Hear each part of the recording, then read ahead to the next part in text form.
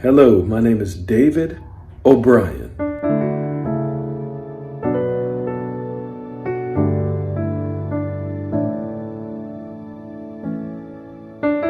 And I'm here for your success in the areas of purity.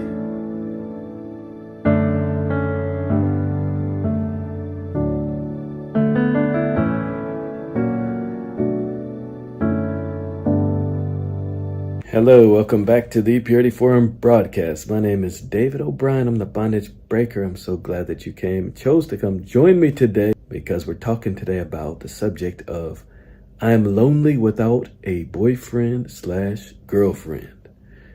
All right, so that's what we're going to deal with today. I know that is a thought or a feeling or something that affects many people and may have affected you or someone around you that you can help, or it may affect you in your future. Loneliness almost seems like a person sometimes. It's like it has substance. It's funny, it's something that doesn't exist. You're thinking of something that you don't have, which is a person there, but then it almost seems like something you have. You have loneliness. You have a feeling of loneliness. And I want to tell you the cure for loneliness and how to keep your mind stable and strong even when you're completely alone. It's very important because the reason why people want someone else in their life, part of it is their focus. They can focus on that person. They can receive things from the person. They can also take care of that person. But you, when you're alone, can also have a very good time. You can have a lot of joy. And there are people who do this. There are people who've gone through solitary confinement for 30 days in a jail or prison or something.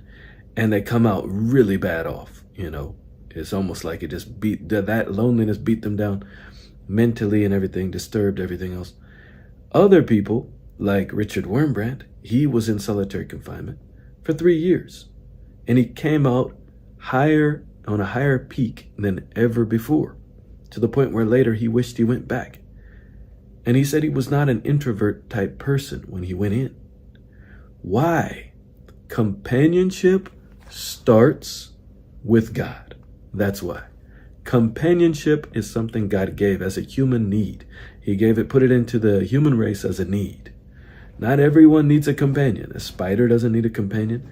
There are beings out there that don't need companions, but God put the need, the desire for, the drive for companionship inside of people. So if you have that feeling, thought, need, it came from God. But here's what I want you to understand.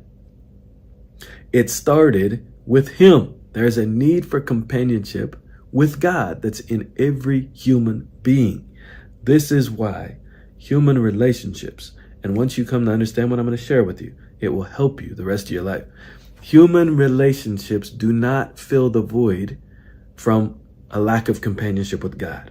In other words, horizontal relationships with cousins, peers, friends, boyfriend, girlfriend, fiance, husband, wife, parents, all the children.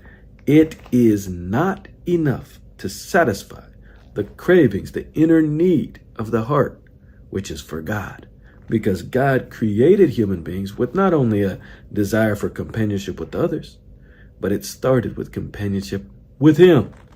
So when Adam was in the garden, the first man, the word Adam was given as a name for him. In English, we call him that. He was there in the garden alone, but he had God, and he had a task, a mission from God. But he had God to keep him company. He knew how to talk with God. God knew how to talk with him. They had a relationship back and forth that was life fulfilling. There was substance in it. In other words, when he heard from God, substance went into his inner being that stabilized him, that strengthened him, that fulfilled him. That's what Adam had. When he received Eve, it was more good because he already had the number one. So his life was set, but he still needed help. And in the human companionship is very important too. Very, very, very important.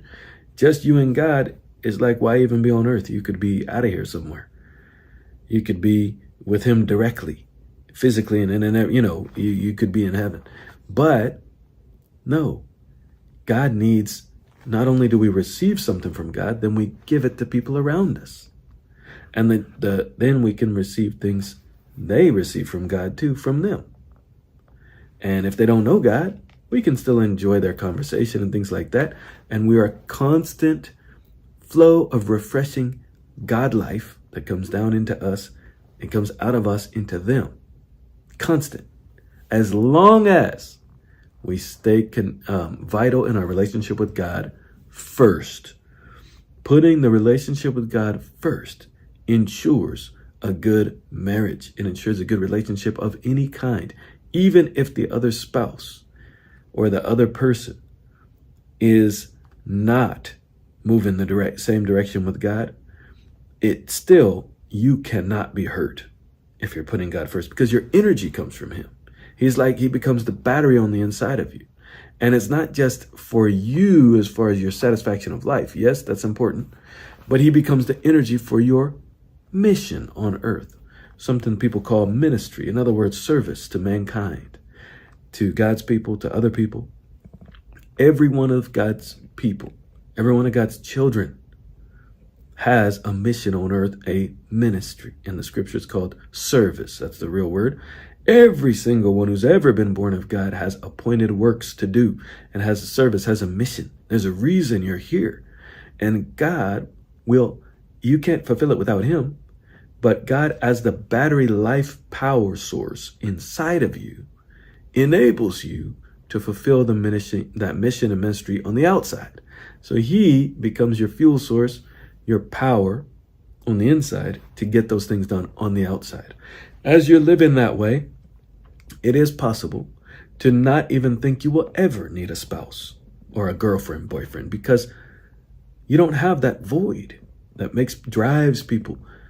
You won't have that. You won't feel insecure without a boyfriend. See, a lot of girls, because of the crowd logic, you don't want to listen to them. They feel, if I don't have somebody who's clinging to me, then I don't look desirable to others, or maybe I'm not desirable in my own eyes. That's a lie. You're desirable, whether any man notices it or not. You don't need them for affirmation. But what you do need is, like I said, you need the truth. You need to put on the truth. It's relationship with God, but through that you get truth. Truth will tell you that you are God's daughter. God being a king, you then being a princess, and you're clothed in Christ. That means when you look out of your eyes, you're not looking at yourself. You can't see yourself. Other people see you.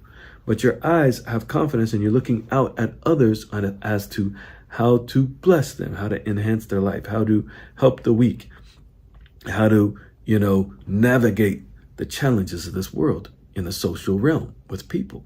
See?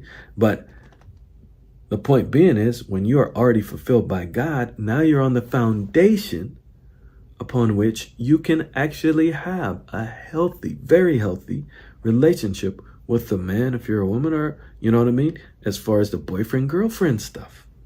Why? You don't want to become dependent on somebody to meet the inner need that they can never meet anyway. Only God can meet it. And then if you do have that spouse, fiance, boyfriend, girlfriend, whatever, they're not your all in all. And that's very safe, very important for you. And then you love them without trying to get from them and being needy and a sponge for them. Instead, you're a sponge to God. And he loves filling that void. He loves it. He'll fill you with light. And you can love others freely without desperation.